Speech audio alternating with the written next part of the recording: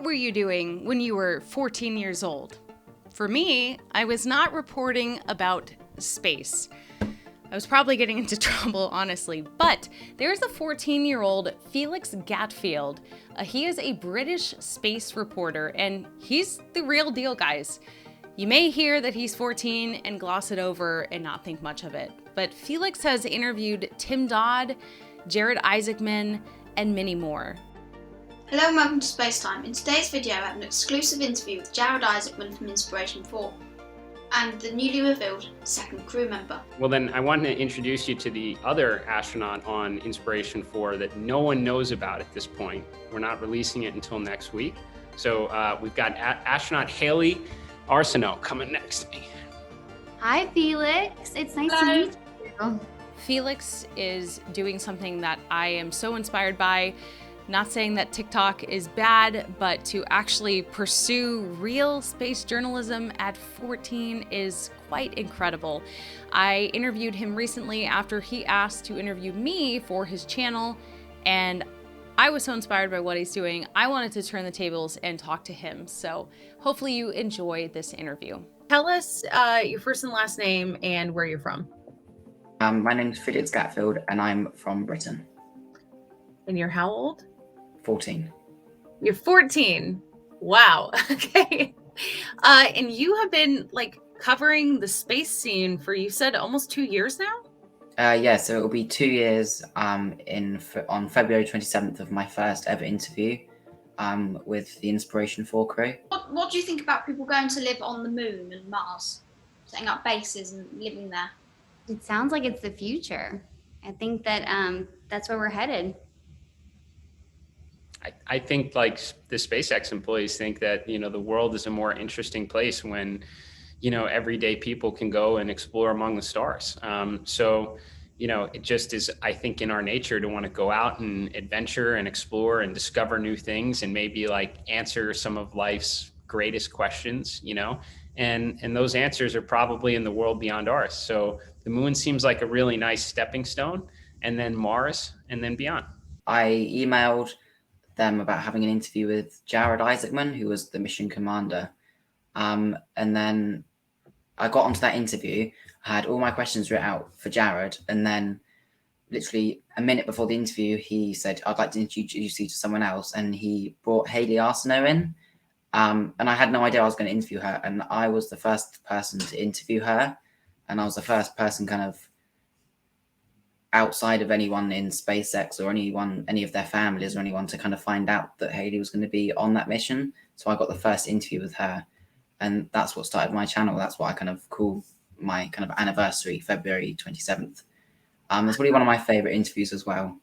Although if I could go back, I'd change kind of the interview as well a bit, because I wouldn't change it. The way I answered my questions was kind of perfect for a first interview. That is probably one of my favorite interviews I've ever done as well. Wow. That is so cool that you were able to do that. That's crazy. I've been trying to reach out to Jared Isaacman for a while now. So that's awesome. I mean, you're so young to be doing this. I wish I had started when I was that young. Are people surprised by how young you are in having a YouTube channel and conducting interviews? And oh yeah, definitely. I've been to some places here in the UK, like space events. This one I went to lately was Goonhilly, somewhere in Cornwall. And a lot of people I met were quite surprised at my age, and still, when I reach out to people or when I email people to interview them, they get really surprised as well. That's why I kind of put that in the email as well when I ask to interview people, my age, because that can surprise some people, and it kind of puts them off on an interview or something like that. So yeah, people do definitely get quite surprised when they hear that kind of I'm doing all these interviews at the age that I am. To me, I think it's smart to put it in your email because at least for me, it was incentive to prioritize your request because you're so young and you're doing something so awesome for just in general, but also to have this mindset at 14 is really rare. So I want to know from you, why space journalism? It's kind of the only way kind of at my age to kind of express my thoughts on the space industry by interviewing other people.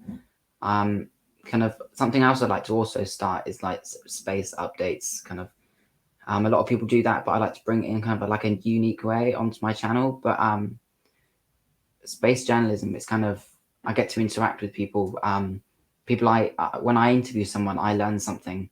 It's kind of a personal experience, and I learn something from that interview, and then I put it on YouTube, and other people learn from that. So that was a good way for me to learn about things and other people to learn about things. And it was kind of, and I knew that once I started interviewing other people, other interviews would come along. It's not like creating just videos about it. It's kind of, once I've made one interview, I ask them, who do you think I should interview next? And they'll give me a name of someone and kind of how I can contact them. So it kind of, one interview leads on to another interview, which leads on to another interview. So I kind of thought that's kind of the best way to do it, to interview someone and then they give you someone else to interview. It's kind of like a dominoes, you know. Yeah. Yeah. I am curious, and I'll link our interview that's on your channel, but Thank did you. someone recommend Ellie in Space, or did you just happen to come across? I've been subscribed to your channel for quite a while, and kind of, I haven't interviewed. I kind of took a break from YouTube kind of over Christmas time, and even before that in the summer holidays, I took quite a long break because I was on holiday with my family. But after I interviewed Tim Dodd, I was looking at other interviews, kind of seeing what questions had been asked to him before to try not kind of repeat them. And I saw your interview, and it was just such an amazing interview. I thought, that's someone to interview. That would be a really good interview. So That's awesome. Yeah, Tim is great. yeah. I had to wait like 8 months for that interview, but it was worth the wait. Yeah. And you know, I'm just honored when anyone, you know, it takes time out of their day. So who has been your favorite interview so far, and who's next on your list if you could choose someone tomorrow? I've kind of got two favorite kind of people to interview. Tim Dodd, obviously, I've interviewed him. Well, the interview I had with him about a week ago, that was my second time I've interviewed him, and I always love interviewing him. He always has really long, just wonderful answers. And I also like interviewing kind of most of my favorite interviews are with the Inspiration 4 crew. They were the first people I ever interviewed, and ever since then, whenever I interview them, they're just amazing. Yeah, they're probably my favorite people to interview. Also Hayley Arcenaux, I've interviewed her about her book as well. She's always amazing. She always has amazing answers and to some of my questions, and she's kind of so confident about what she answers, how she answers the questions, and it kind of gets better over time, because once I've interviewed them once, the second time kind of more relaxed, and the third time it's more a conversation than kind of an interview. So my favorites would have to be Tim Dodd and the Inspiration 4 crew. And someone that you still want to interview that you haven't yet? I have no idea. Well, obviously, you know, everyone wants to interview Elon Musk. It'd be amazing to interview. But I don't really have someone specific I'd like to interview next, but I would like to interview people from space companies here in the UK. Like the head of Spaceport Cornwall should be amazing to interview. I'm sure she'd have lots of insight about what's happening in the UK over the next few months with their first launch. So should be wonderful. And Elon Musk is kind of the person everyone wants to interview, but I'd also like to interview him. Yeah. We can tag team. Yeah.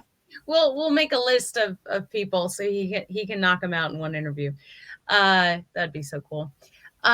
What, you've seen a rocket launch? Yes. No, I haven't. No. Oh, okay. That's interesting, but not surprising. I did a poll on my Twitter, and I think like less than 30% of people, which, I mean, it's a Twitter poll, but I've, you know, enough followers that it's like, oh, okay, not a lot of people have seen a rocket launch. They may be space fans. That's interesting. I was going to say, what was your favorite launch to see in person? But I guess what was your favorite launch to see not in person? The Falcon Heavy launch on November 1st. I watched that. I was at school at the time, but I opened the laptop, watched it, and it was just amazing. And kind of one of the main things that got me interested in space was watching the replay of Falcon Heavy, kind of years after it had launched, but it popped up on like the YouTube recommended page. And that was amazing. And then being able to kind of watch it live on YouTube again after something that had kind of inspired me so much, that was amazing. Now I'm curious because, most of my viewers are a little bit older. I'm 30, you're 14.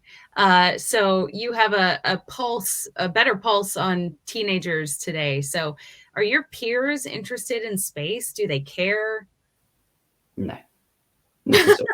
And it's kind of sad as well, because one of the main things I like to do with my channel is kind of inspire the young people, kind of people who are my same age. And I'm sure hopefully it works. I don't know, I have no idea. But people I know, most young people at my school, none of them have an interest in that. And some of my friends, I talk to them about it, and cool. But not all of them have that kind of the same interest, which is a shame. But I'm sure as kind of time goes on and people see kind of what's happening, especially here in the UK, because not much really happens with that.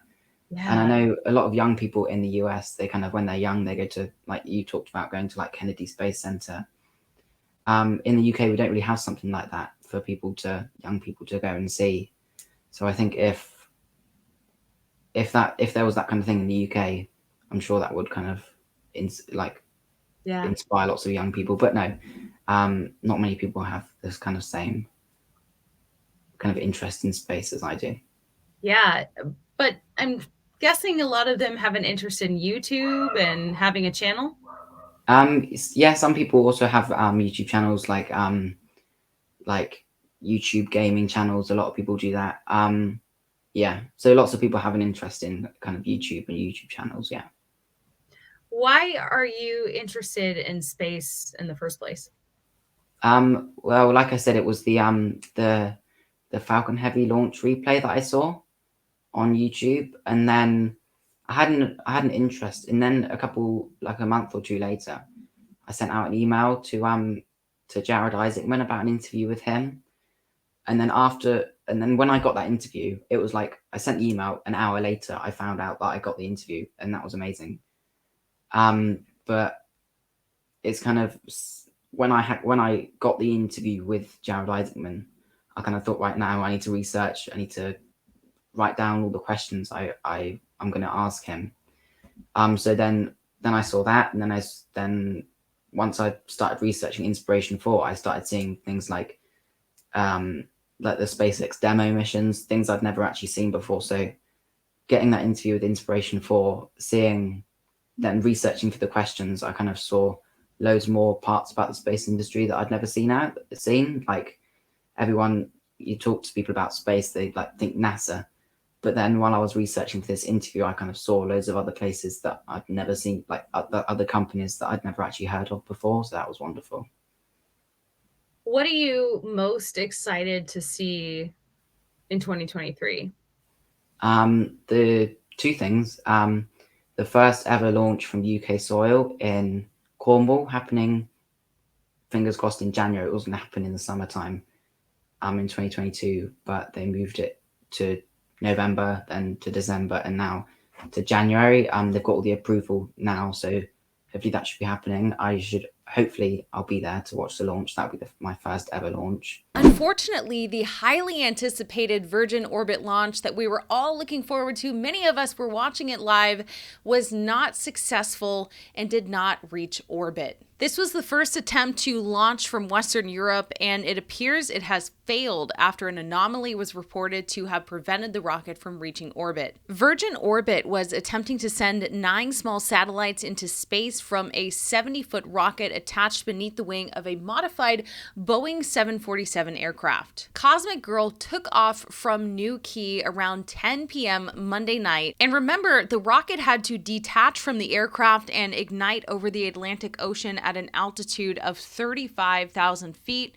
This would happen about an hour and 20 minutes after the launch. So the launch was successful. We learned later, however, that Virgin Orbit said there had been an anomaly that prevented them from reaching orbit, and they said they would provide more information when they could. The UK space industry employs 47,000 people, but while the country is second to only the United States in the number of satellites it produces, the UK has been waiting to have their own satellites sent into orbit via their own spaceports. Now, Cosmic Girl made it home safely to New Key, and of course, this was a major blow to everyone who was watching the stream, everyone who was there in person. In fact, over 2,000 space fans were watching this from the ground in New Key. Also, the first ever vertical launch in Scotland, hopefully happening kind of towards the end of 2023. So that will be amazing, and fingers crossed I'll be there too.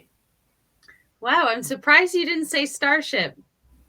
Yes, Starship. Kind of Virgin Orbit and launches from Scotland is something I'd like to watch in person, obviously. Yeah. But yeah, Starship is kind of the thing everyone's been waiting for ages, and once that launches, that'll be amazing. It's kind of also time zones as well.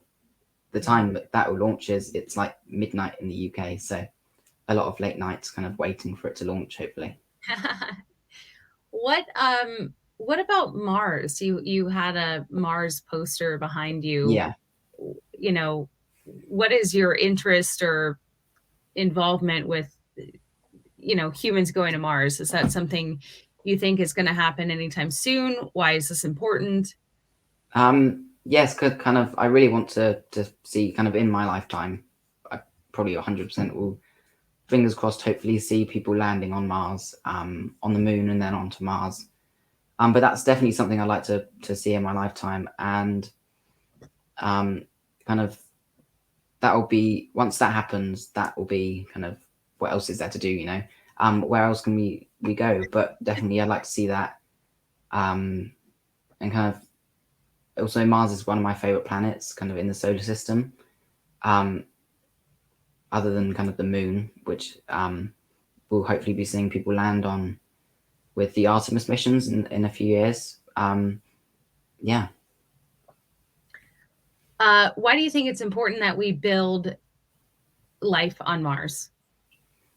It's kind of, well, with climate change, it's definitely something we should also be focusing on. But Mars is kind of then that kind of fail-safe kind of option, that if things go wrong on Earth, we've kind of still got that place where we could go to if something happens like that we can't really reverse on Earth. But I also think we should be focusing on Earth a lot before we go to Mars, but in a way kind of doing both things at the same time. We shouldn't just be focusing on Mars, but we also shouldn't just be focusing on Earth. We kind of should have these two things going on at the same time. So I definitely think it's a good idea to kind of have that option. If something happens with Earth, we can, you know, it's not just extinction, nothing else. We also have, you know, another option. So this is one of the rocks that the crawler went over. The crawler. Oh wow, yeah. That took SLS from, you know, the VAB to the launch pad. Yeah. But while I'm holding this, it made me think of SLS and Artemis. You know, there's kind of a lot of controversy. I mean, it was spectacular to see the launch, but there's also a lot of criticism with the delays and being over budget. Are you genuinely excited about the SLS program, or do you think that maybe there's better programs on the way? I'm definitely excited about it. I mean, any space mission I'll be excited about, but I also think that yes, SLS will have a big part, but I also think there are so many other programs kind of on the way, not just Starship, but from other companies like the HLS program. But yeah, I think I saw it's like a sheet of like how we're going to get to the moon, and it's so Orion launches on SLS, and then Orion will dock with Starship, and then people will get onto Starship and launch and land on the moon. And I kind of looked at that and thought, why do you need kind of SLS in the middle of all of that? Why can't you launch on Starship, land on the moon, and then come back? That confused me quite a bit. But I think that's the way they've chosen it to happen. So we'll see what happens with it. You and many other people, I think, have that question. Yeah.